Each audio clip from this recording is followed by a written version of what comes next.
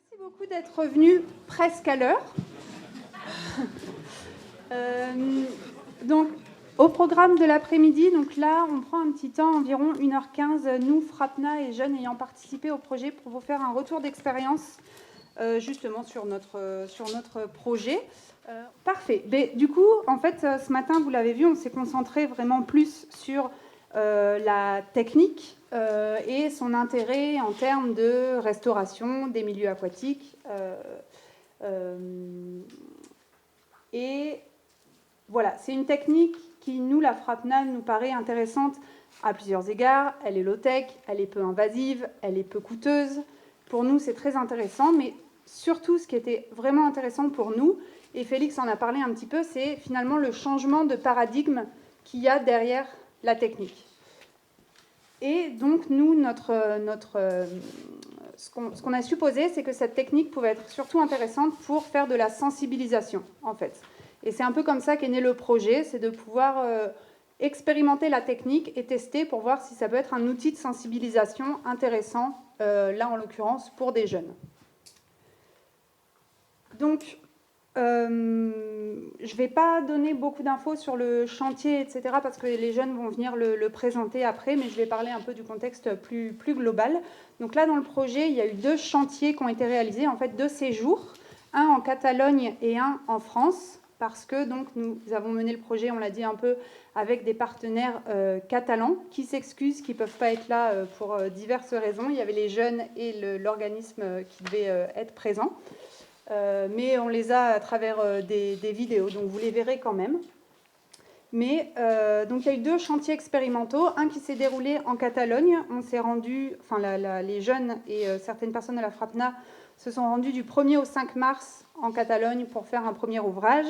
Et ensuite, les jeunes sont venus et ont fait l'ouvrage que vous avez vu à Saint-Vincent-du-Rochefort du 30 avril au 4 mai. Donc il y avait 5 jeunes participants côté catalan, 5 jeunes participants côté français. Et en complément des chantiers, parce que c'était des séjours de 5 jours, il y avait environ 2 jours et demi de chantier, il y avait des activités interculturelles, de discussion, des visites locales, des visites culturelles, ce genre de choses. Et donc il y a eu ces 2 chantiers expérimentaux. Et donc aujourd'hui, le colloque fait partie aussi du projet plus global. L'idée, c'est de prendre un peu du recul sur ce qu'on a fait, faire un retour d'expérience. On l'a dit, il n'y a pas énormément d'expérience encore française. Donc voilà, c'est l'occasion. Donc déjà, pourquoi on a fait un partenariat avec l'Espagne? Avant d'en parler un petit peu plus, je vais vous montrer une petite vidéo de notre partenaire espagnol qui explique pourquoi eux, ils ont voulu participer au projet. Bonjour à tout le monde, j'espère que ça se passe bien pour tous. Je suis Alba de Gisfera et d'abord dire que je suis vraiment désolée d'avoir pas pu venir finalement, puisque je n'avais vraiment envie. Alors je vais essayer de partager un peu l'expérience à travers de cette vidéo à la distance. Pour Gisfera, connaître la Frapna et travailler avec eux, ça a été l'opportunité de connaître cette association où ils travaillent des gens qui ont des valeurs pareilles à nous, des intérêts pareils aux nôtres aussi, mais qui peut-être travaillent de manière différente. Et c'est pour ça qu'on a appris beaucoup. Et aussi, ça a été l'opportunité de participer dans un projet Erasmus et accompagner des étudiants catalans qui ont partagé avec des étudiants français, avec des réalités différentes, des études différentes, des intérêts différents, des langues différentes, mais avec des très bons résultats par rapport à ça. Alors, par rapport à la technique de castor, on ne connaissait pas.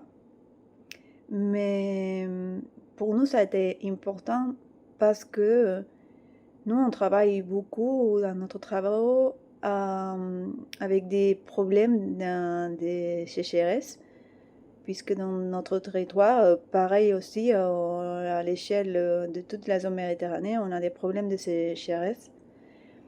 Et cette technique de castor nous a permis d'apprendre une autre manière d'aider à l'amélioration de l'écosystème et aussi la recherche des nappes phréatiques.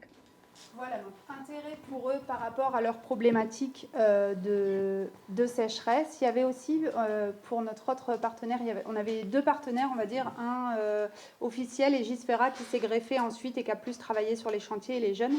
Et l'autre partenaire, c'était l'APNAE. Et l'APNAE, un de leurs intérêts, c'est qu'ils travaillent sur le parc naturel des Eguamotes et qu'eux aimeraient que le castor réinvestisse les lieux. Et donc le projet, c'était aussi un prétexte pour eux de commencer, d'amorcer les discussions sur le castor, son intérêt pour l'habitat, etc. Et que ça puisse qu'ils puissent commencer à travailler sur l'acceptation par les populations locales de la présence du castor. Voilà, donc sécheresse, et pour nous l'intérêt de le faire aussi avec un partenaire catalan, c'était, puisque nous, on a vraiment travaillé plus, j'ai envie de dire, sur le changement de paradigme, etc., c'était de pouvoir travailler avec quelqu'un d'une culture, même si très similaire, mais voilà, qu'il puisse y avoir des discussions autour de notre rapport à la nature, etc., dans 2 contextes un petit peu différents. Donc, pour le chantier en France, il y a eu, avant le chantier, un gros travail de prospection pour le choix du lieu. Vous l'avez visité ce matin. Il y a eu en fait de nombreuses recherches, probablement des centaines d'heures, principalement réalisées de manière bénévole par Anne. Il y a une quinzaine de sites qui ont été visités, pressentis, etc. On a visité les lieux avec différents acteurs du territoire, des riverains, des techniciens de syndicats de rivière, des gens du PNR, etc. Parmi les sites pressentis, autant il y en avait qui étaient assez dégradés et très intéressants d'un point de vue restauration, mais pour lesquels c'était beaucoup plus difficile d'avoir les accords des propriétaires, voire impossible. Et comme c'est une condition absolument essentielle, on n'a pas pu le faire là. Et il y avait d'autres lieux qui étaient peut-être moins propices ou moins évidents au premier abord, comme sur le Boyon. Mais par contre, nos contraintes ont fait que c'était plus facile d'avoir l'accord des propriétaires, etc. Et du coup, ça a fait que c'était tout un ensemble de circonstances qui ont fait qu'on a choisi ce lieu. C'était aussi accessible, quasiment facile d'accès.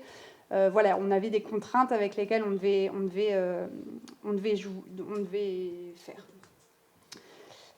Donc voilà, on est conscient que le lieu, c'était pas le lieu le plus optimal d'un point de vue restauration de la technique, en termes d'objectifs en fait de restauration. Mais voilà, on a eu des contraintes administratives, foncières, etc.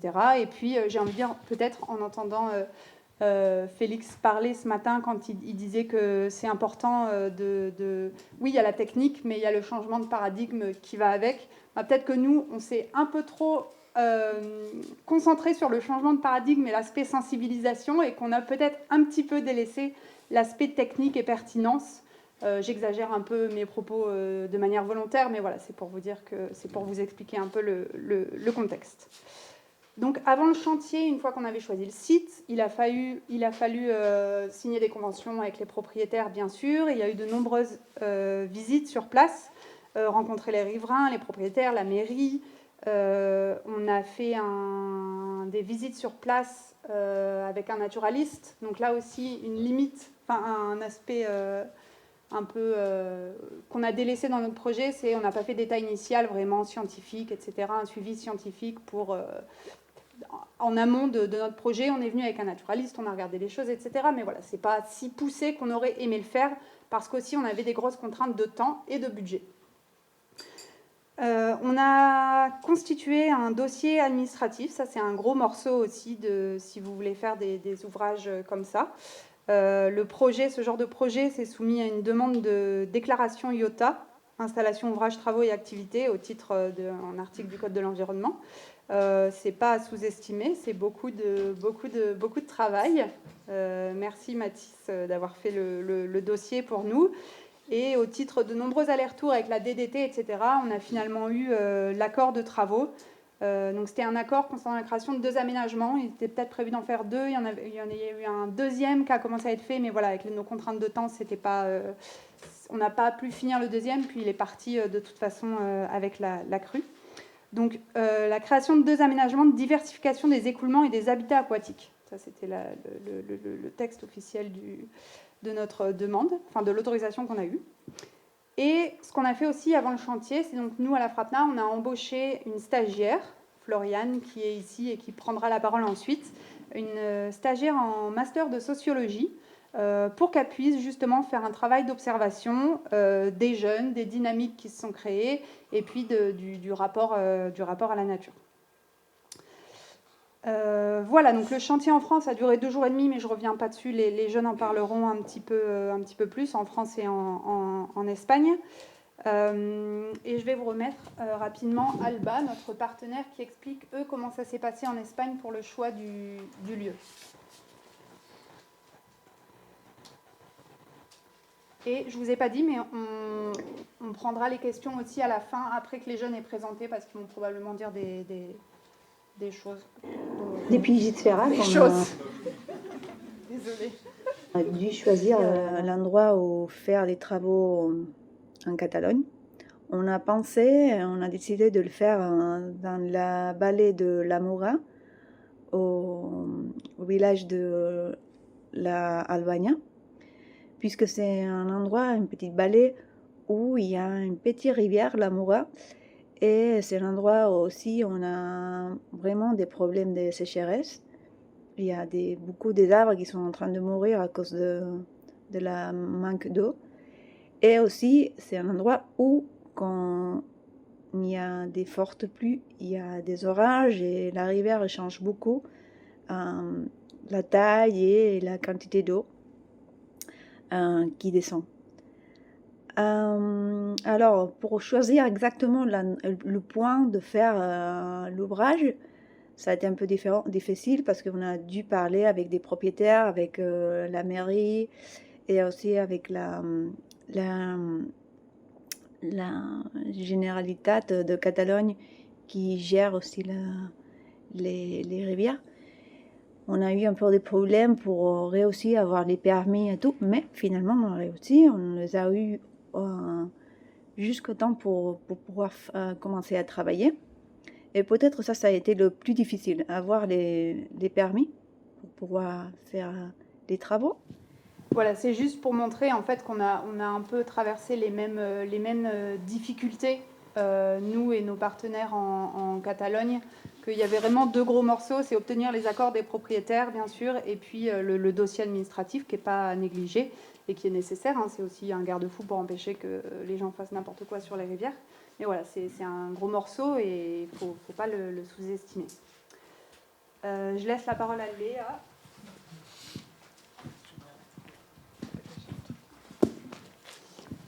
Donc voilà, ça c'était pour les parties avant travaux, donc beaucoup de préparation en amont, beaucoup d'heures passées à organiser tout ça. Puis finalement les chantiers se sont déroulés, ils se sont bien déroulés. Et il y a eu une phase, donc la phase après travaux, suivie de ce qui s'est passé, et puis retour des uns et des autres sur ce qu'on a fait sur les chantiers. Du côté catalan, malheureusement, au bout de 2 semaines, il y a eu une énorme crue et l'ouvrage est parti.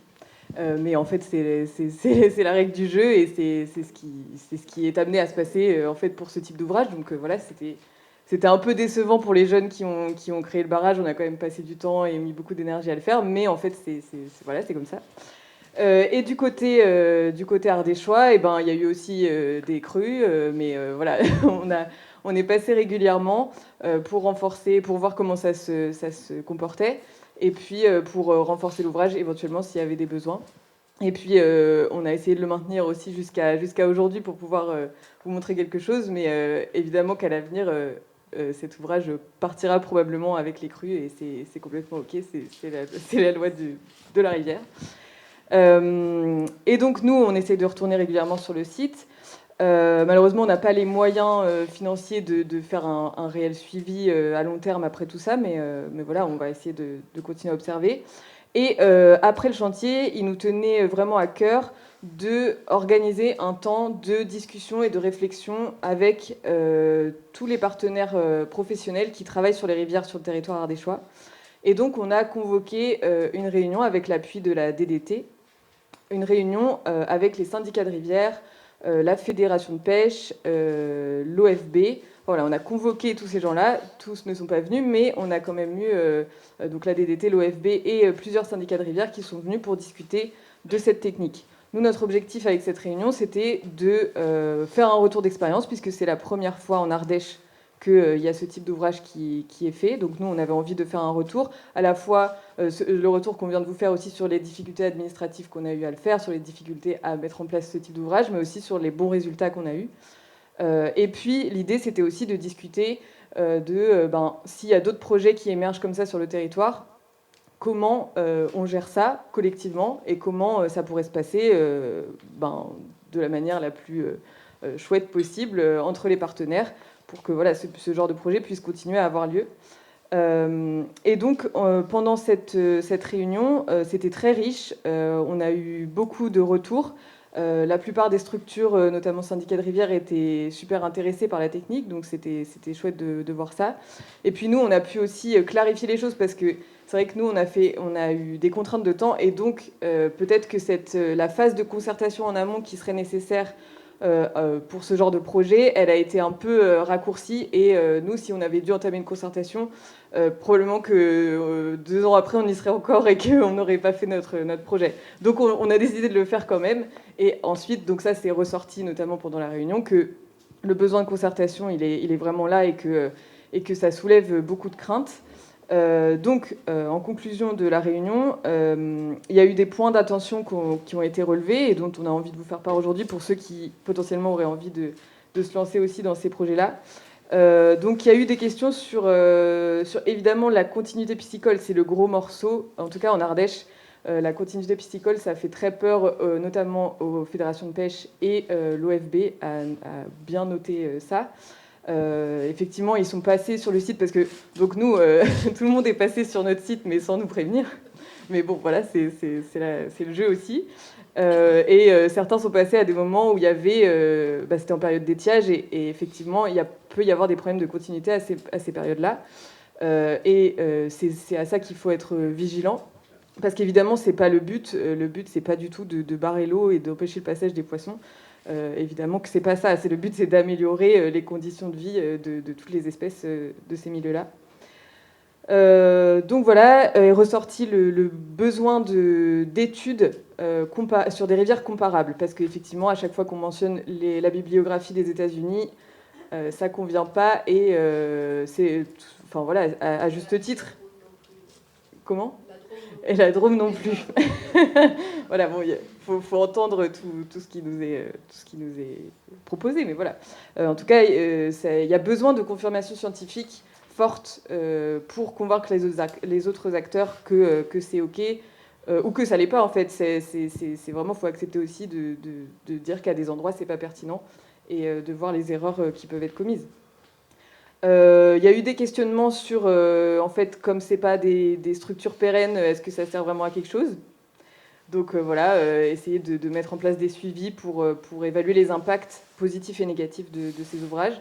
Ce que nous, on n'a pas pu faire par manque de moyens principalement, hein, parce qu'on aurait bien aimé, mais voilà, c'est pas forcément possible. Le gros point de vigilance aussi, c'était sur la communication.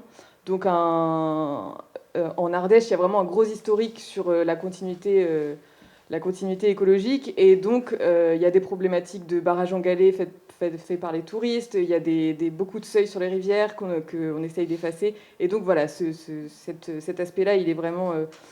donc la communication, elle est subtile. Nous, notre point de vue, c'est vraiment qu'il ne faut pas s'arrêter à ça, parce qu'il y a une vraie différence entre des ouvrages tels que ce qu'on a fait et un seuil en béton ou des barrages en galets qui sont multipliés par centaines sur les rivières ardéchoises en été. Donc il y a vraiment des distinctions, et c'est à nous d'être clairs dans le discours, mais il ne faut pas non plus s'empêcher d'en parler, à notre avis, parce que c'est des super outils pour avancer. Et puis un aspect aussi qui a été noté par l'OFB, c'est que cette technique, elle peut éventuellement permettre à certains endroits de faire revenir des castors, de réintéresser des castors à certains lieux, et que donc il faut être vigilant à la médiation faune sauvage avec les gens qui pourraient être impactés par l'installation de castors sur des lieux où ils n'étaient pas. Puisque c'est assez fréquent que l'OFB reçoive des plaintes sur des castors qui vont manger des arbres en bord de cours d'eau, qui vont manger des vergers, voilà. Ils ont des impacts, et qu'il faut être vigilant à ça et essayer d'anticiper au maximum si un lieu est choisi, voilà, quelles potentiels impacts il pourrait y avoir sur les populations riveraines. Et puis, donc on est ressorti avec des recommandations pour de futurs projets, mais c'était super intéressant de faire ça collectivement. Il y a eu beaucoup de questions aussi sur la réglementation et sur comment c'est faisable. Alors nous, c'est pas une demande d'autorisation, c'est une déclaration de travaux. Donc c'est assez, enfin c'est lourd et en même temps c'est pas si lourd pour des gens qui sont habitués à faire ces dossiers-là. Donc ça a permis aussi au syndicat de rivière de discuter avec la DDT et de dire que si on veut faire ça, quel dossier il faut faire, comment il faut les monter, parce que il y a toute une question de le procédé en fait c'est de faire quelque chose, de regarder comment la rivière elle réagit et ensuite de s'adapter, et donc c'est difficile de prévoir sur un lieu ce qui va être fait si on prévoit vraiment un projet à long terme. On sait qu'on va devoir s'adapter en fonction de ce qui se passe. Et donc faire un dossier où tout est prévu à l'avance, c'est pas forcément évident. Mais la DDT a assuré que c'était possible et que il fallait juste faire le dossier, essayer de prévoir au maximum, et puis que des ajustements pouvaient être faits au fur et à mesure et qu'il n'y avait pas de souci là-dessus. Donc c'était assez rassurant sur ce côté-là. Donc, en termes de recommandations, le travail collectif à privilégier, donc impliquer tous les acteurs dès la conception.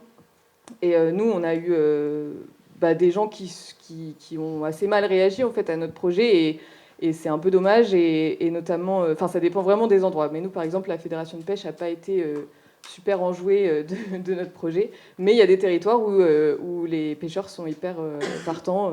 Donc voilà, ça dépend vraiment. Sur l'Ardèche, au niveau du choix des sites, on en a conclu que il y avait assez peu finalement de rivières candidates, et que cette technique elle pouvait plutôt être pertinente sur les têtes de bassin versant, à des endroits où on pourrait recréer des zones humides avant que les rivières deviennent un peu plus torrentielles, parce que c'est vraiment les régimes qu'on a nous en Ardèche, c'est difficile d'avoir, on n'a pas beaucoup de grandes plaines avec des espaces où la rivière pourrait s'étaler. Et puis, demande de suivi scientifique, de prévoir des suivis hydromorphologiques et piscicoles à long terme. Mais bon, voilà, ça demande des moyens. Mais en tout cas, c'est ce qui est souhaité sur le territoire. Et voilà, c'est ce qui est ressorti de cette réunion. Et nous, c'était vraiment un point important pour nous de faire ce retour.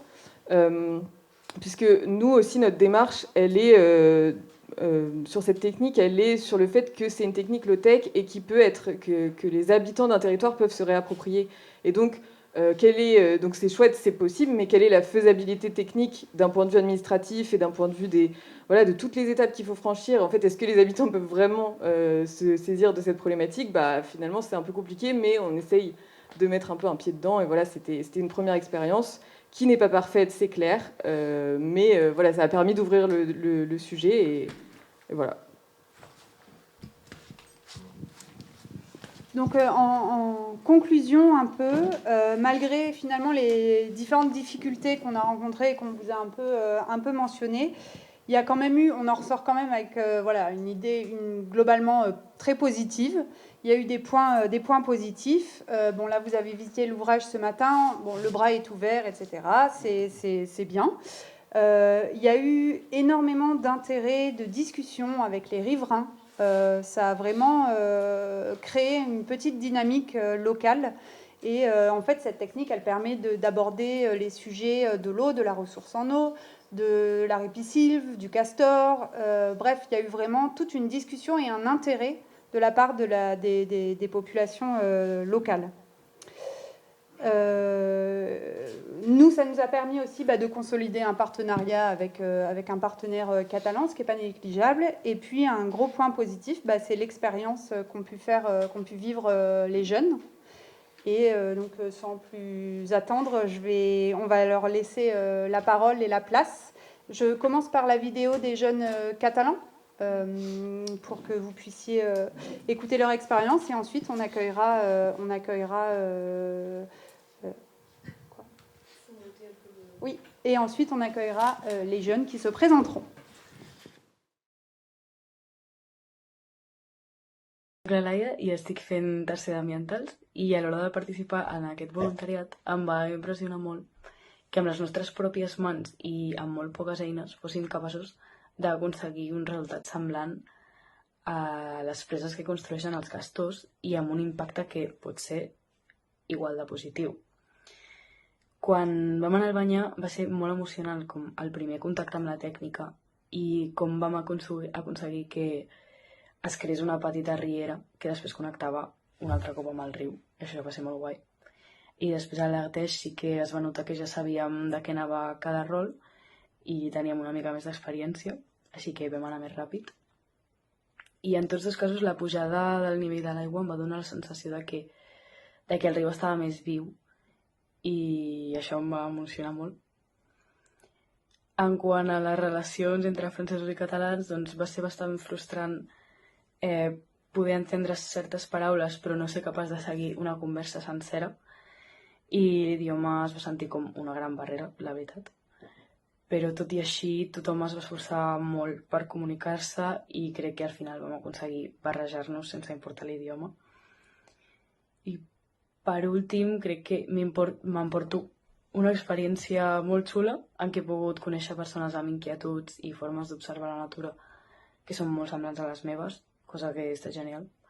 I penso que aquestes setmanes junts han sigut molt enriquidores, tant en el sentit de connectar amb la natura com també amb noves persones i nous espais. Així que, la veritat, moltíssimes gràcies a tots els que han organitzat el projecte i això, moltes gràcies. Bon dia, sóc un estudiant d'intercanvi que va participar amb la FRAPNA per al projecte de restauració d'hàbitats per la cuida de castors. I bueno, què podem dir? Jo crec que va ser un projecte molt positiu, ja tant per nosaltres com més guany per la natura que hi havia. Bueno, l'estat de l'hàbitat no estava com molt agradat, però sí que jo crec que aquestes actuacions han sigut molt benèfiques, han permès aportar a dies d'avui moltíssima vegetació, moltíssimes espècies noves, incrementant la biodiversitat i bueno, l'interès que hi ha per la zona suposo que deu ser major ara. I també com jo crec que a nivell personal està bé que la zona com respiri millor.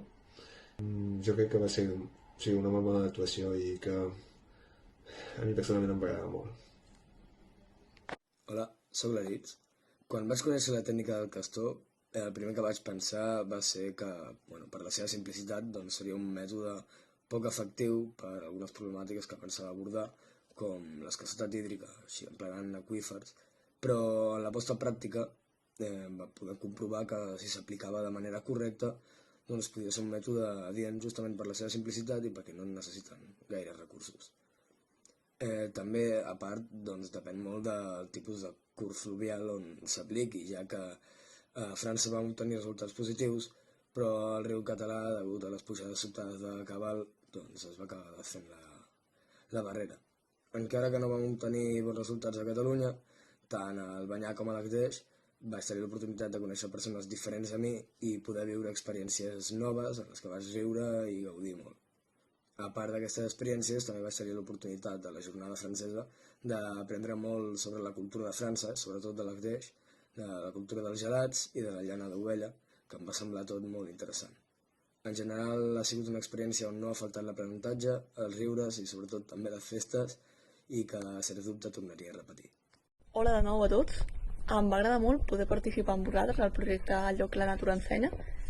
La veritat és que la tècnica del castor em va semblar una idea molt original a poder tenir en compte en la gestió dels rius, i també em va agradar poder conèixer més a fons com viu i quin impacte té aquest animal en el medi. Del treball de camp en si el vaig trobar molt interessant, tant la part com s'entrellaçaven les tasques per poder aconseguir l'objectiu comú, com les dinàmiques de treball que es van crear entre nosaltres de manera espontània. De la part de la tècnica del castor en si, he de dir que vaig sortir amb sentiments una mica contradictoris, perquè en clau positiva em va transmetre que les possibilitats d'enriquiment dels ecosistemes del riu eren molt altes i relativament al nostre abast a fer possible que estiguessin millor. Però d'altra banda també vaig tenir la sensació que per poder-ho fer possible estàvem perjudicant alguns hàbitats que ja hi havia, i va ser aquesta sensació de fer una mica de la natura el que nosaltres volíem que fos, que em va generar sentiments contradictoris. Més enllà de la tècnica del castor en si, em va agradar molt poder-ho compartir amb altres companys amb aproximacions molt diferents a la natura, i potser el contrast entre els estudiants catalans, que potser venien amb una visió un punt més tècnica, i els estudiants francesos, que venien amb una visió més experimental, més vivencial, crec que va ser molt enriquidora per tots. I res, gràcies de nou a tots per fer-ho possible. La meva experiència en general del projecte ha estat molt enriquidora. Al principi jo no era conscient de que existia aquesta tècnica abans d'apuntar-me al projecte i em va sorprendre molt que hi havia inclús formacions sobre tot aquest tema a nivell europeu i em va agradar veure-ho perquè em fa pensar que cada cop la comunitat científica i les persones que tenim doncs, una preocupació sobre el medi ambient ens estem especialitzant cada cop més i li estem donant la importància que fa pocs anys no se li donava. Pel que fa a la comparació entre rius de Catalunya i França, tot i que els dos eren boscos de ribera, a mi em va donar la sensació de que era diferent tant el bosc com el riu. La dinàmica del riu les vaig veure bastant diferents, o inclús és el que parlàvem nosaltres d'allà, que un mateix riu pot canviar molt en pocs metres. Però crec que ens en vam sortir bastant bé i a part que també el terreny era una mica diferent. A nivell personal, la convivència tant amb els catalans com els francesos, jo l'únic que se'm va dificultar més va ser la barrera de l'idioma perquè sóc una de les persones que no sabia res de francès. Però em va agradar també aprendre alguna paraula o alguna expressió d'ells i que ells també s'interessessin, però a part d'això, supercontenta i supercòmoda. I ja per acabar, a títol personal, jo és una experiència que em guardo molt d'amor i molt de carinyo i que al final es necessita de molts àmbits per arribar a complir un objectiu.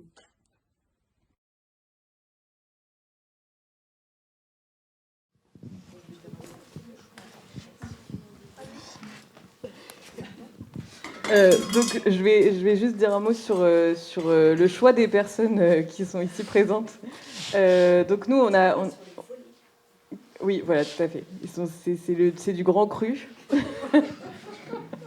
Donc à la fois en Catalogne et en France, on a décidé de travailler avec des jeunes étudiants en écologie. Pour notamment le travail de Floriane, de sociologue.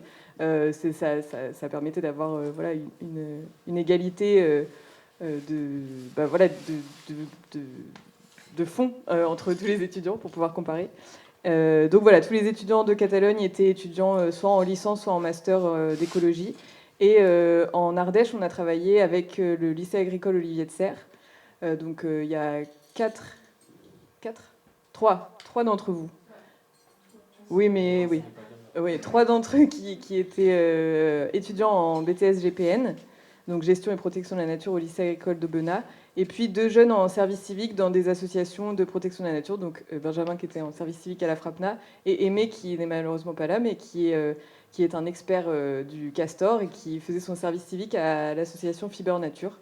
Voilà, donc je vous laisse vous présenter et présenter vos expériences, votre tour. Donc moi c'est Sarah, ancienne étudiante en gestion et protection de la nature. Actuellement je suis en licence à Montpellier en écologie et biologie.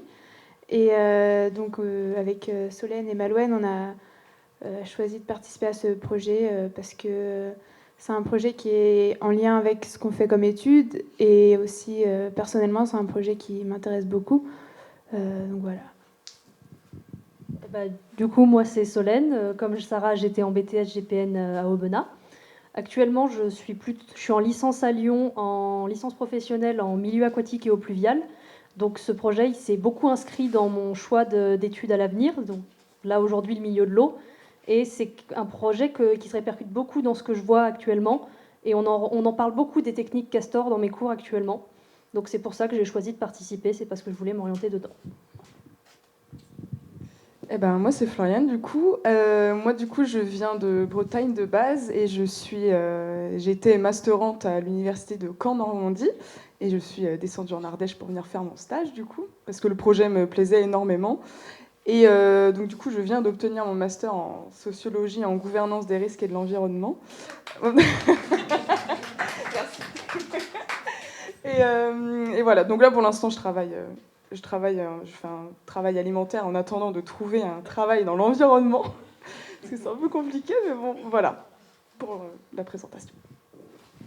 Du coup, moi, je sais pas si vous m'entendez. Oui.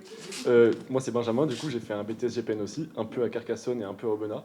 Et au moment où j'ai rejoint ce projet du coup Erasmus, j'étais en service civique à la FRAPNA. Donc, c'est totalement cohérent avec mon projet, en tout cas mon désir, mon futur professionnel, etc. Donc, ce projet était très enrichissant pour moi, sur tous les plans déjà social. J'ai rencontré plusieurs personnes qui étaient dans ma branche, et aussi du coup l'expérience Castor qui m'a beaucoup appris, notamment sur la gestion des milieux aquatiques. Ouais. Du coup, on va vous présenter le texte, le projet dans les grandes lignes, ce qui s'est passé concrètement sur le séjour, notamment en France. Donc, ouais, c'est ça. Donc, comme vous le savez, ce projet il est né d'un constat simple. Les rivières sont en très mauvaise santé, etc. Donc, les nappes phréatiques, les cours d'eau qui s'incisent, et puis les pertes de biodiversité aussi. Donc, c'est des enjeux très forts.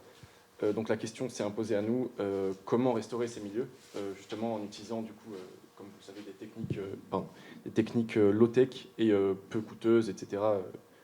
Voilà. Donc là, on s'est questionné sur quel type de technique utiliser. Donc c'est là qu'on a décidé de s'inspirer des techniques low-tech du castor, donc le mimétisme castor. Voilà. Donc des ouvrages qui ralentissent l'eau, hydratent les sols, créent des zones humides et diversifient les habitats. Donc plusieurs objectifs majeurs dans ce projet.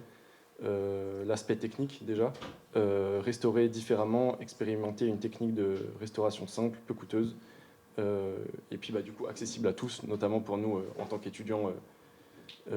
Enfin voilà, il n'y a pas eu besoin de formation en amont, etc. Donc le but c'était globalement d'ouvrir un bras secondaire, de favoriser la biodiversité et comme je vous ai dit tout à l'heure, réhydrater les sols et améliorer la qualité des aquifères. C'était aussi très intéressant pour, par exemple, les Catalans on a eu beaucoup de chance pendant ce projet, on a eu le droit d'observer des castors, enfin un castor du coup. Pardon. C'est une espèce qu'ils n'ont pas la chance d'observer chez eux, donc du coup voilà, c'était très intéressant là-dessus. Deuxième objectif majeur, questionner notre rapport à la nature. Donc, avant même de commencer le chantier, chaque participant avait été invité à un petit peu analyser et exprimer son ressenti vis-à-vis du lieu du chantier avant du coup, cette expérience. Donc, en plus de restaurer la rivière, du coup, le but c'était un petit peu de se reconnecter avec et d'essayer de pas s'approprier l'endroit, mais au moins d'essayer de comprendre et d'essayer d'analyser les émotions que ça nous crée. Bien évidemment, l'enjeu culturel des transferts entre les Catalans et les Français était bien évidemment très intéressant. Donc on a pu ouvrir nos visions et puis confronter nos perceptions, nos langues et nos différents moyens de gestion. Et le dernier enjeu majeur, donc construire un chantier participatif comme espace d'apprentissage et de cohésion. En fait, on a globalement les jeunes de ce projet, on a quasiment intégralement, enfin juste les jeunes, on a organisé le chantier du coup de nos propres moyens, donc c'était beaucoup de coordination, des réunions, de coordination, donc c'était beaucoup d'organisation en amont, donc ça aussi c'était vraiment ce qui a renforcé pas mal de compétences transversales, donc voilà, c'était une partie très importante. Voilà, et après ces objectifs, du coup, il y a eu plusieurs enjeux, on va dire, plus globaux et plus larges qui se sont, on va dire, dessinés. Donc évidemment, en premier lieu, il y avait un enjeu écologique, bien sûr, face au fait que l'eau se fait de plus en plus rare et que l'Ardèche est une région qui connaît énormément de sécheresse. Donc le fait de redonner vie à une rivière de manière même modeste, c'est du coup renforcer de manière plus grande la résilience du territoire. Et les ouvrages réalisés, du coup, ils ont permis donc de ralentir l'eau, de favoriser l'infiltration, etc. Et on a même vu, quelques heures après l'ouverture du barrage secondaire, on a eu la chance de voir des petites grenouilles qui s'étaient installées dans dans le bras. Donc c'était super de voir en direct live ce que ça pouvait apporter de faire un ouvrage castor. Voilà, donc comme a dit Benjamin, il y avait aussi évidemment un enjeu social et territorial. On a eu la chance aussi d'avoir des habitants et des riverains sur le Boyau, en tout cas, qui sont venus voir ce qu'on faisait. Il y en a même qui nous ont prêté des outils, qui nous ont un peu aidés, etc., et qui ont été très curieux de ce qu'on faisait. Donc ça, c'est de manière plus large une dimension du projet qui est extrêmement importante, donc d'essayer de redonner une marge, on va dire, d'action pour les habitants autour, etc., même si c'est un sujet très complexe. Enfin bref, voilà. Il y avait donc évidemment un enjeu culturel avec les Catalans, bien sûr.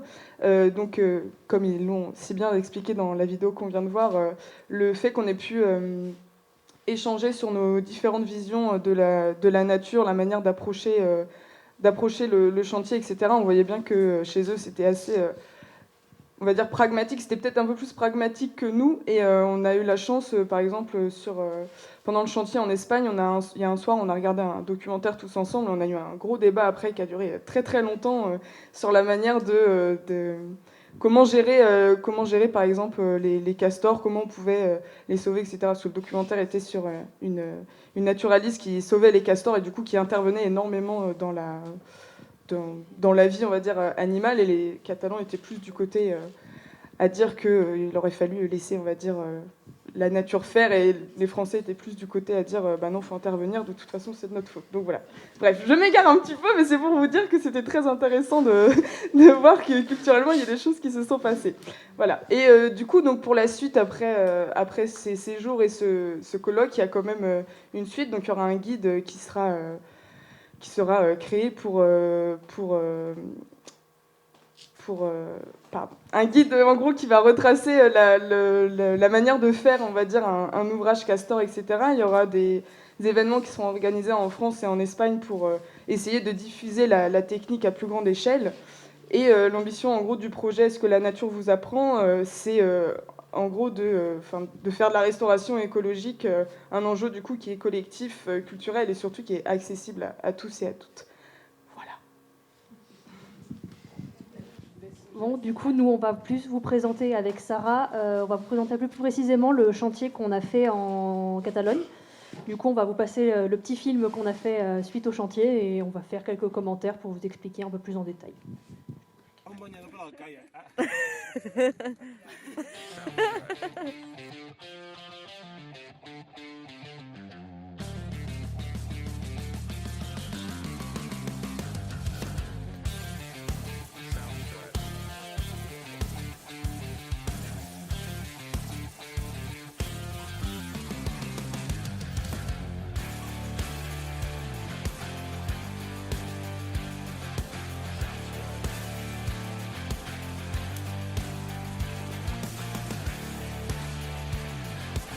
Donc là, on va voir l'état de la rivière avant l'ouvrage. Donc je vais laisser Solène expliquer pourquoi la rivière ne va pas bien là et pourquoi on a agi dessus. Alors ça a été la première étape avant qu'on commence vraiment le chantier. C'est un temps qu'on a pris pour explorer le lieu et avoir un ressenti par rapport au lieu et voir qu'est-ce qui nous semblait ne pas aller. Et là, on commençait à voir quelques dysfonctionnements sur cette rivière. La principale qu'on peut voir, c'est qu'on est sur une rivière qui a un écoulement très simplifié, très rectiligne, et l'écoulement est à certains endroits plat, voire repart en arrière. Cette rivière, elle a plusieurs endroits où elle commençait à s'envaser, et on pouvait voir aussi qu'elle commençait légèrement à s'inciser et à avoir une grande déconnexion avec sa plaine alluviale. Là, on ne le voit pas très bien, mais la ripisylve est déjà surélevée par rapport à la rivière, et la plaine alluviale l'est encore plus. Du coup, elle n'a aucun moyen de s'épanouir, on va dire, comme ça.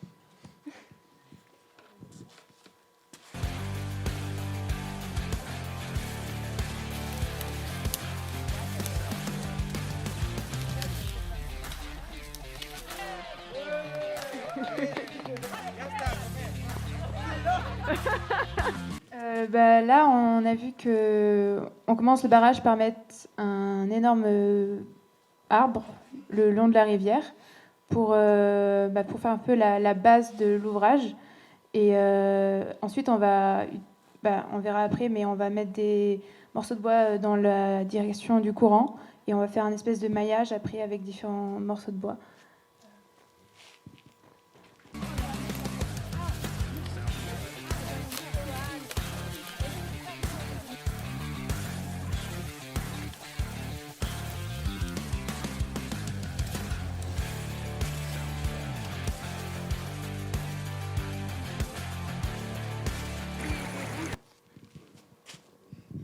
Alors là, comme vous avez pu le voir, ça commençait à être on commençait à s'organiser sur le barrage.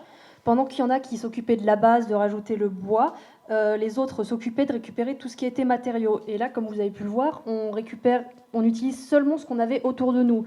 Donc on avait besoin de branches, on récupérait autour. On avait besoin de feuilles vertes, on récupérait autour, les cailloux, de la terre plus tard, vous verrez.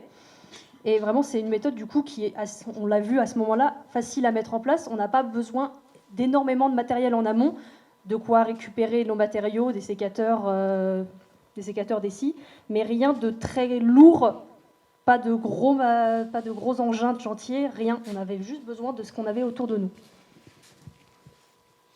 Un peu n'importe quel bois et on va essayer de les glisser. On les glisse par exemple, bon là c'est facile, mais on les glisse comme ça pour que ça ressorte de l'autre côté. Voilà, et ça nous permettra aussi de pouvoir tisser aussi de ce côté-là. Et on va en mettre un peu partout. On va mettre plusieurs troncs, on va mettre celui-là, mais celui-là on va le mettre un peu comme Milan.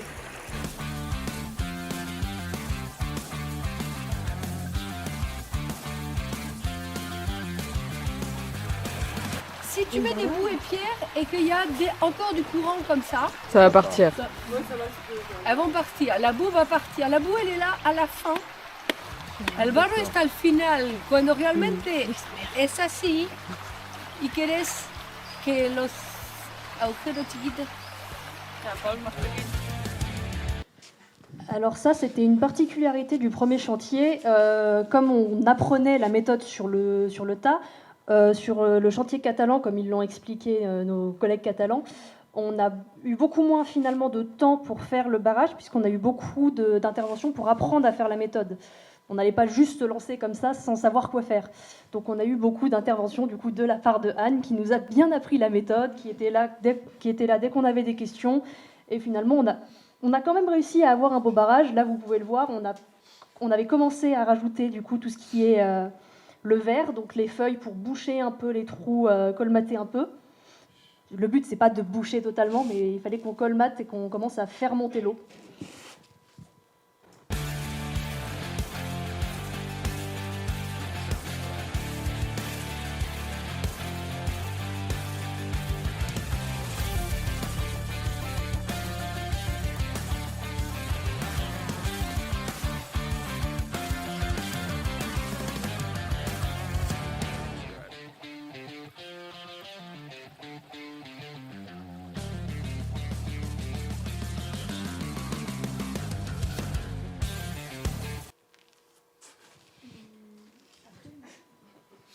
Là, on voit sur cette image que l'eau commence à monter sur ce côté et ça commence à être la fin du barrage.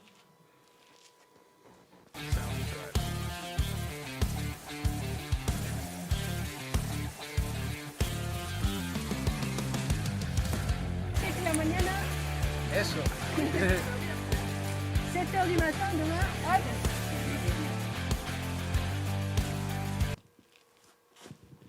Alors ça, c'est un point qui ne fait pas tant partie de la méthode.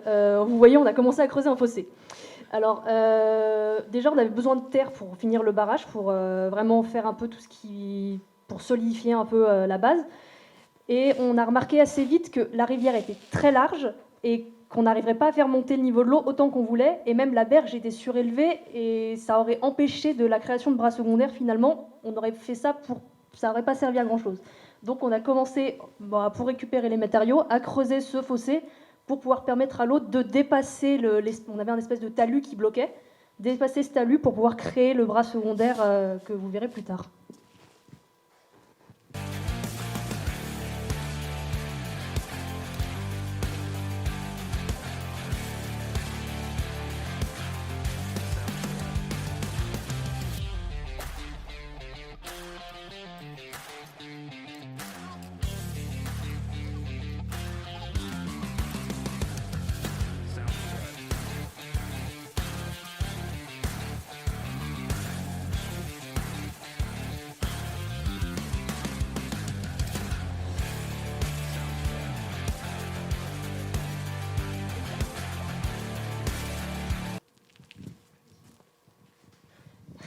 Bon, du coup, là, on est vraiment sur la fin du barrage. Et là, vous voyez bien, ce plan, il est assez bien fait parce qu'on voit la différence de niveau d'eau. Et ce que vous voyez derrière, c'est qu'on commence à voir du coup une diversification au niveau du faciès d'écoulement qui était plutôt plat à cet endroit-là et qui commence à tourner, à être un peu plus rapide et à s'écouler du coup plus rapidement.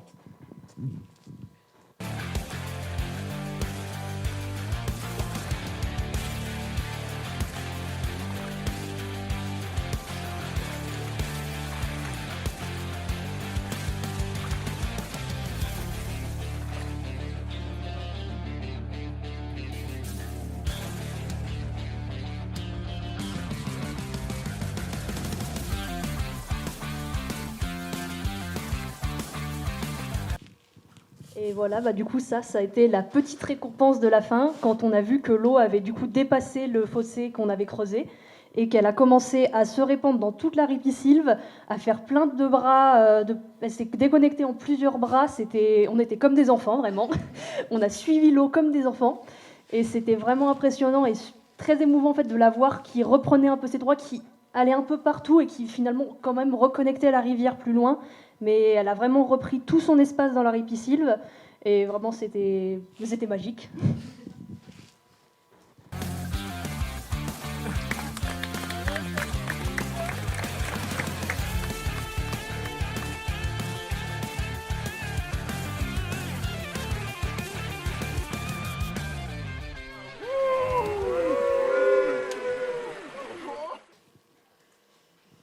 Et là, vous avez vu notre petite bêtise à la fin, quand on s'est assis sur le barrage, et ça a fait un peu crack.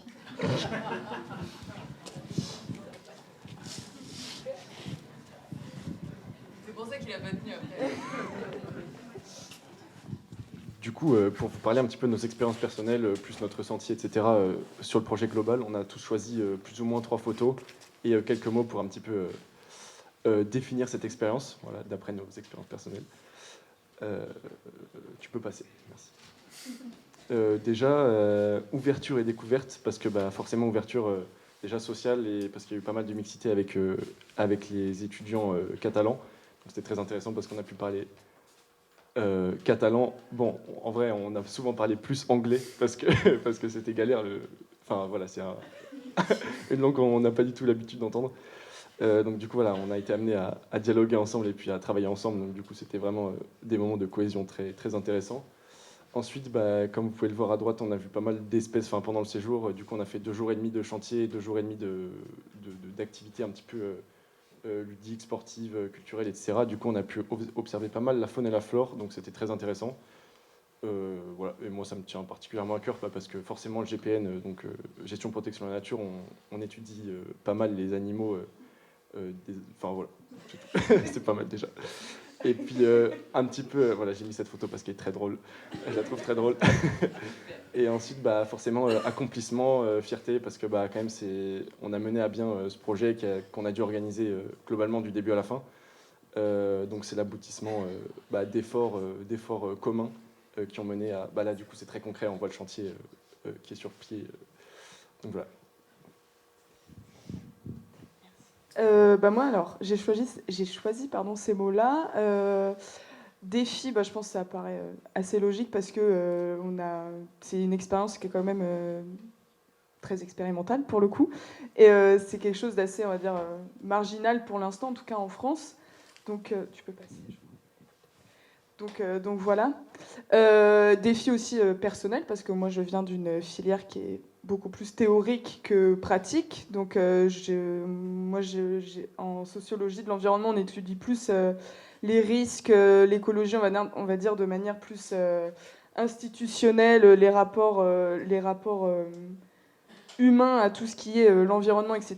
Et on manque un peu, on va dire, de pratique. Donc, pour moi, c'était aussi un défi que de me plonger, on va dire, dans ce milieu-là avec des gens qui étaient quasi tous experts ou apprentis experts, et que moi j'arrivais avec presque quasi aucune notion. Donc voilà, et en tant que du coup stagiaire coordinatrice du projet, quoi. Donc c'était tout nouveau. Voilà, partage, parce qu'évidemment on a absolument tout partagé. On était ensemble pendant pendant 2 semaines, enfin une semaine du coup en Catalogne, une semaine en France. Donc on n'a pas eu le choix que... On partageait même nos bungalows, donc c'était c'était vraiment ensemble H24. Donc partage et des galères et des accomplissements comme l'ouverture d'un bras secondaire par exemple. Voilà. Et j'ai mis en dernier mot, j'ai mis le verbe ralentir parce que je trouvais que c'est de manière un peu philosophique, on va dire. En plus de ralentir le cours d'eau, on a aussi, nous, on va dire, travaillé de manière ralentie. Je dis pas ça de manière... On était lent, on était inefficace, pas du tout, mais dans le sens, on va dire, notre société actuelle néolibérale productiviste, on a la chance de... c'est quand même une chance énorme de pouvoir participer à un tel projet où on peut travailler comme ça de manière démocratique, citoyenne, etc., où on prend le temps, chacun s'écoute, on travaille au milieu des éléments naturels, etc., et c'est pas du tout, c'est pas un 9-17 heures, quoi. Donc c'était complètement différent, donc voilà, à peu près. Et voilà, bah, ça c'est nous en train de se reposer. Moi, j'ai choisi les mots échange parce qu'on a beaucoup échangé, que ce soit nos connaissances naturalistes, parce qu'on avait tous plus ou moins des connaissances sur différents sujets. Et ensuite, échange parce qu'on a eu beaucoup l'aspect échange culturel entre la culture française, ardéchoise, et la culture catalan. Mais par contre... ce qui était hyper intéressant, je trouve, c'est qu'on a chacun essayé de trouver des... Enfin, on a vraiment fait beaucoup d'efforts sur le fait d'échanger nos cultures et de manière... voilà. Le mot ensemble, parce qu'on était ensemble H24, comme Florian l'a dit, on était ensemble, que ce soit pendant le chantier, en dehors du chantier. C'était vraiment trop bien. On a vraiment eu le temps de partager, de communiquer, même si c'est vrai que la langue était quand même une barrière, parce qu'on n'avait pas tous le vocabulaire. Mais on a quand même... à la fin du séjour, on a vraiment créé des liens hyper forts entre nous, proches, parce qu'on était proches à la fois de la nature, on était vraiment dans l'eau, on était vraiment au contact de la nature et on était aussi proches l'un des autres. Nouveauté, parce que le principe du chantier participatif, c'est quelque chose que je ne connaissais pas. En BTS, on apprend à faire des chantiers, mais il y a l'aspect maître d'ouvrage et maître d'œuvre, donc il y a un peu une hiérarchie, alors que là on était vraiment un peu au même stade, même s'il y avait des personnes qui avaient plus de connaissances que d'autres. Du coup, le chantier participatif, c'est un nouveau sujet que je ne connaissais pas et que pendant ce séjour j'ai pu apprendre. Nouveauté par rapport aussi à leur culture et à découvrir d'autres endroits. Là, on a la photo de la grenouille qui apparaît dans le bras secondaire. La photo qui est en haut, c'est notre première interaction, où c'était le premier jour du séjour en Catalogne. Et on était tous un peu... personnellement, j'étais un peu perplexe, parce que j'avais un peu peur, parce qu'en fait, il commençait beaucoup à parler en espagnol, et j'ai aucun vocabulaire en espagnol, donc j'étais en mode... j'avais un peu peur sur la suite du séjour. Je me suis dit que j'allais pas vraiment m'intégrer, parce qu'il y aura cette barrière. Et finalement, ça a été une barrière un peu au début, mais ça a été vite... voilà. Et puis là, c'est une photo, d'une balade qu'on a faite en Ardèche, où on s'est baladé dans les châtaigniers, c'était super. On leur a fait découvrir la nature en Ardèche, et voilà, c'était cool.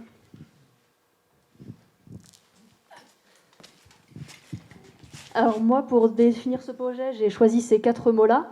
Alors déjà, la cohésion et le partage, on était sur un projet, du coup, comme on l'a beaucoup expliqué, on avait tous peur un peu de la barrière de la langue, et c'était vraiment quelque chose qui était problématique au départ, et ça a été vraiment super intéressant et moi, j'étais très heureuse quand j'ai vu qu'on a réussi à dépasser cette barrière et que cette cohésion, elle est arrivée très naturellement. Pendant les chantiers, on n'avait même plus besoin de se parler, on savait qui avait besoin de quoi, qui était où, et même pas besoin de la langue pour réussir à avoir de la cohésion. Le partage, on l'a beaucoup dit ensemble, on a beaucoup partagé, que ce soit la culture, que ça soit en fait tout ce qu'on a partagé, nos histoires, notre vision. Comme on l'a dit, les Catalans ont des visions plus techniques de l'environnement, quand nous on est plus sur l'expérimental, sur on va dire le sentiment par rapport à l'environnement. Et ça, c'était très intéressant de voir ces avis qui s'entrechoquent, on va dire. Ça a été une grande découverte. Comme Sarah l'a dit, nous, dans le BTS, on était plus sur on a un problème, on fait un chantier, on a besoin d'outils. Et là, on a découvert une méthode qui nécessitait peu de moyens et qui était quand même assez efficace. Et on a découvert une méthode qu'on ne connaissait pas et que personne ne connaît vraiment pour le moment. Et moi, j'en reviens avec le mot avenir. C'est vraiment un projet qui, moi, personnellement, va me suivre et me suit toujours aujourd'hui. C'est quelque chose qui me suit dans mes études, qu'on parle beaucoup avec mes professeurs, qu'on évoque. C'est pas seulement la méthode Castor, mais les méthodes low-tech en général. S'il y a un problème, est-ce qu'il faut qu'on intervienne ou est-ce qu'on laisse faire? Et dans ce cas-là, si on doit intervenir, qu'est-ce qu'on fait? Est-ce qu'on fait quelque chose de lourd qui finalement aura autant d'impact négatif que de positif? Ou on fait une méthode qui a moins d'impact négatif et beaucoup de positif? Voilà.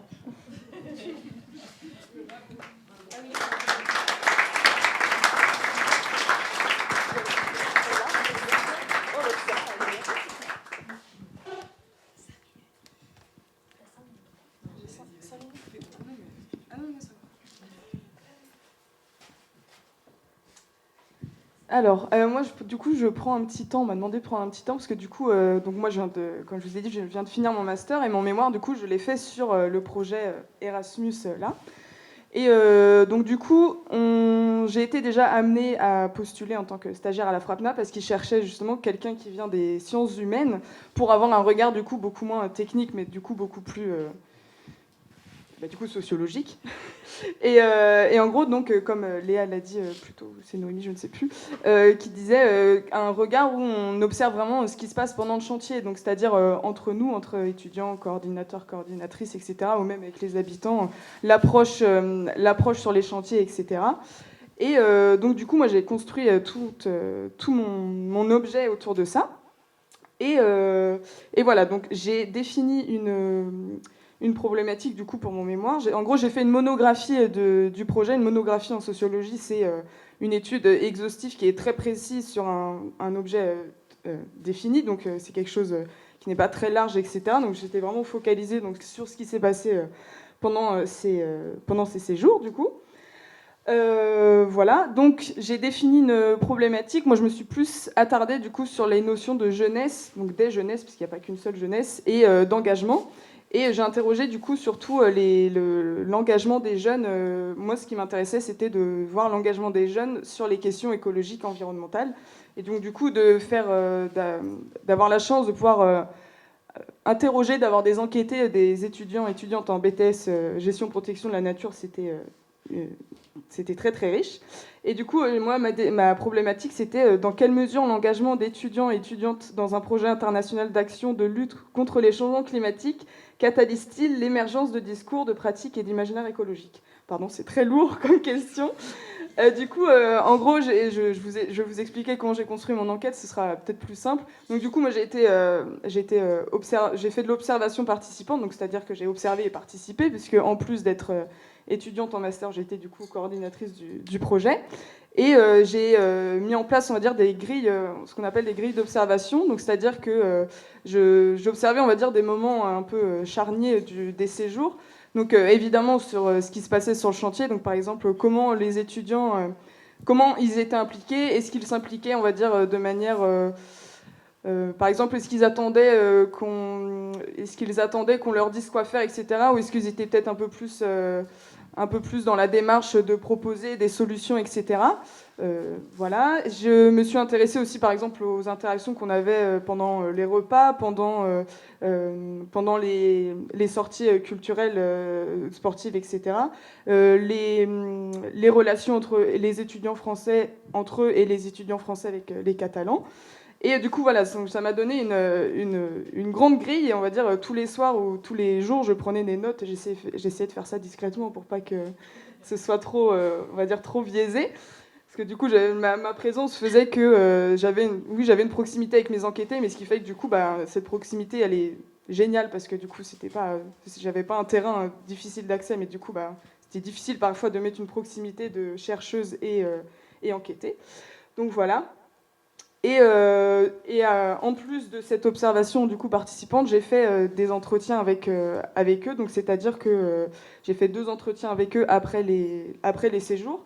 Et pendant ces entretiens, je les ai interrogés sur leur rapport à l'écologie, à l'éco-anxiété, pourquoi ils étaient arrivés dans ce BTS-là, qu'est-ce qui les avait amenés à choisir ces études. Et du coup, en fait, je me suis rendu compte que c'était une jeunesse qui était quand même très située, on va dire. C'est des étudiants et étudiantes qui ont la chance, si je peux dire, entre guillemets, d'être nés dans des régions où ils sont de manière automatique liés à la nature, puisqu'évidemment ils sont entourés de montagnes, de forêts. Et c'est des étudiants et étudiantes aussi qui ont la chance d'avoir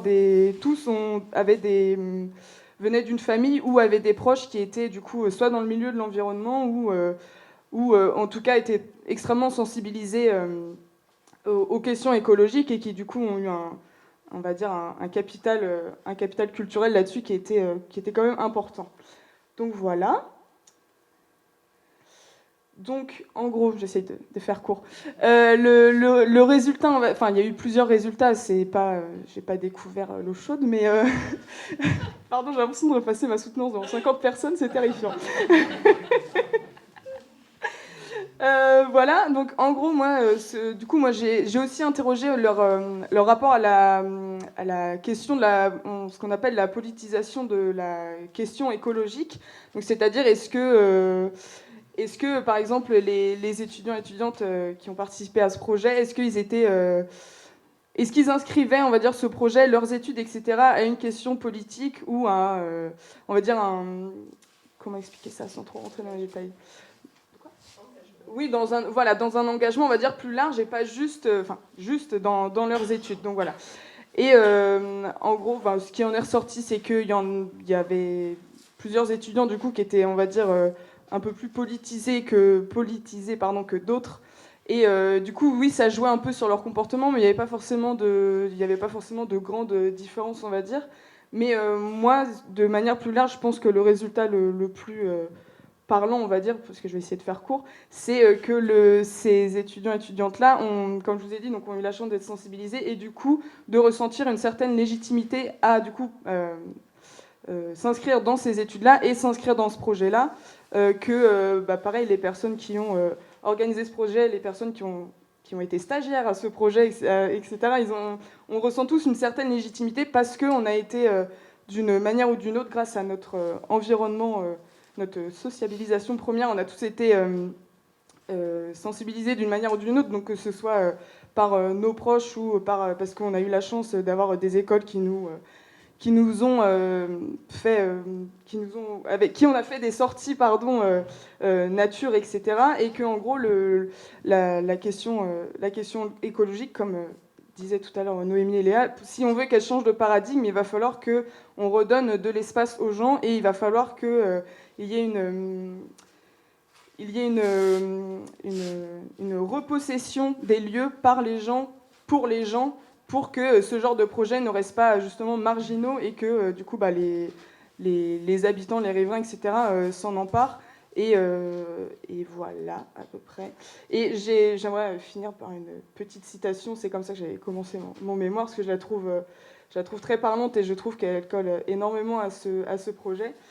La citation est la suivante. « L'avenir ne doit pas être, à l'instar du passé et même du présent, une suite de catastrophes. Les contemporains doivent trouver les fissures dans les mythes du progrès pour sortir de la catastrophe permanente. » Donc voilà, je trouve que c'est très parlant parce que on a un projet qui va totalement à l'encontre de tout ce qui se fait aujourd'hui, c'est-à-dire toujours aller plus vite, toujours être dans le technicisme, la technologie, etc., alors que les solutions sont devant nous, et le fait de créer une communauté et de faire ensemble, quoi. Donc voilà, à peu près.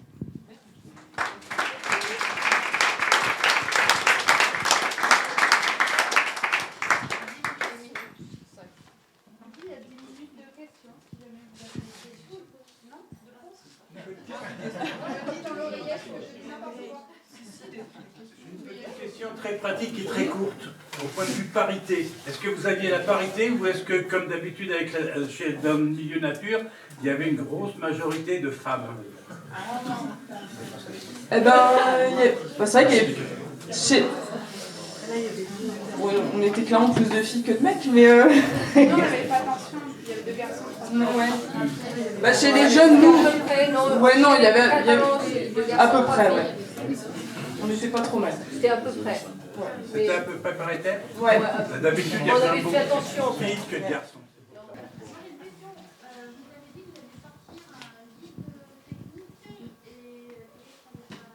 Vous alliez reprendre, de faire des travaux un peu similaires,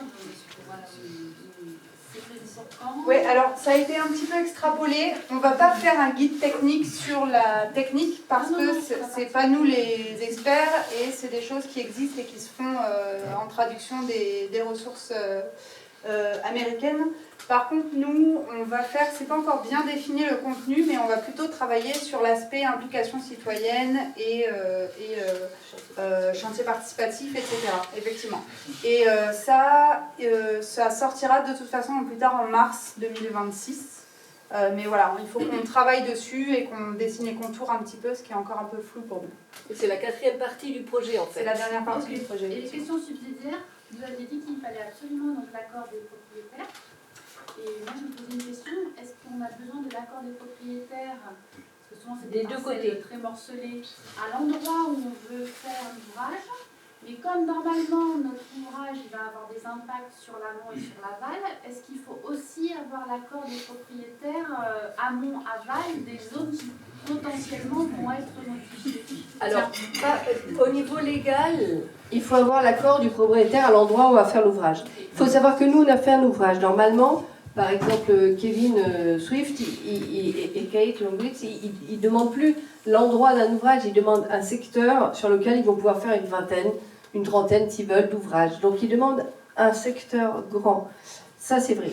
Après, ça dépend des fois. Par exemple, moi, le bouillon, le propriétaire était d'accord et il avait par chance les 2 côtés de la rivière, donc c'était une grande chance. Par contre, il a voulu que tous les propriétaires qui étaient proches et avec qui il ne voulait pas avoir d'ennui soient d'accord. C'est-à-dire que légalement, il n'y a pas d'obligation. Par contre, pour avoir l'autorisation de cette personne, il a fallu que je rencontre tous les propriétaires qui étaient autour des parcelles.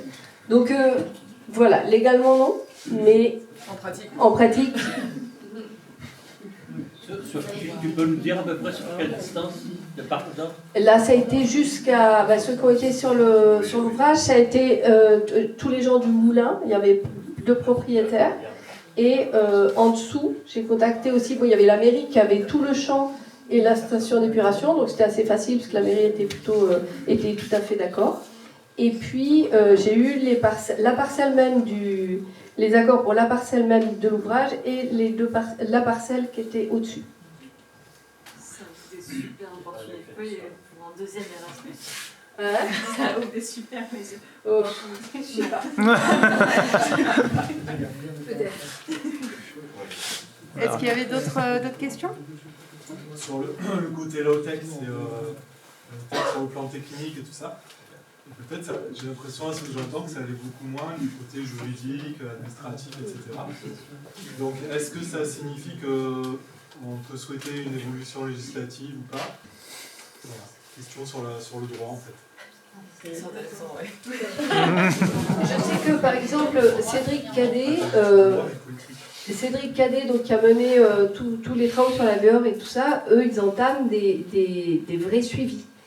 Et ils disent que, une des choses qu'ils disaient, c'était que, en fait, ça allait leur coûter tellement cher que c'était énorme en fait l'argent investi, alors que le chantier lui-même avait coûté très peu. Donc en fait on était dans un truc complètement... En même temps, c'était des suivis qui sont nécessaires au départ et qui ensuite sont peut-être moins nécessaires par la suite. Donc bon, c'est au départ, mais il y a une espèce de non-sens effectivement entre les deux choses. Attends. D'un point de vue légalité, il n'y avait pas de souci en fait, parce qu'on a juste eu à faire une demande de déclaration. Enfin, bah oui, mais c'est une demande c'est une déclaration en fait. C'est pas une demande d'autorisation. C'est pas une demande d'autorisation. Et en fait, au niveau légal, il n'y a pas vraiment de blocage. Le blocage, il est culturel et il est des partenaires du territoire, quoi. Oui, enfin... Non mais je mets une nuance parce que d'accord, mais enfin si t'as pas un technicien dans ta structure, tu le fais pas le dossier. Donc il y a quand même une limite par rapport justement à la prise en main, je dirais, citoyenne. Là il y a quelque chose, si t'as pas quelqu'un très technique, tu remplis pas ce genre de dossier. Donc voilà, c'est cette petite nuance. Mais effectivement... Et du coup, moi, je voulais juste rajouter, en fait, il y a probablement un juste milieu à trouver entre faciliter l'appropriation par les habitants et le fait qu'eux-mêmes puissent avoir un impact sur leur territoire, mais quand même qu'il y ait un garde-fou et que tout le monde ne puisse pas faire n'importe quoi parce que voilà.